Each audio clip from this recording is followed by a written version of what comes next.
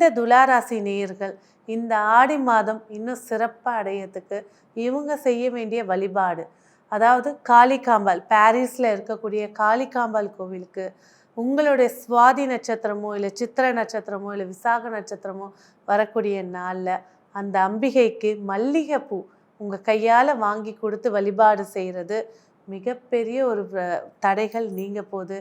திருமண பேச்சுவார்த்தைகளாக இருக்க போகுது, இல்லை கணவன் மனைவி பிரிஞ்சிருக்காங்க, ஒன்று சேராமல் இருக்காங்க, இந்த மல்லிகைப்பூவை இந்த ஆடி மாதத்தில் எடுத்து கொடுங்க. பிரிந்த உறவுகள் மீண்டும் செய்கிறதுக்கான வாய்ப்புகளை ஏற்படுத்தி கொடுக்கும். இது முடியாத பட்சத்தில் நம்ம என்ன செய்யலாம் அப்படின்னு ஒரு கேள்வி வரும்.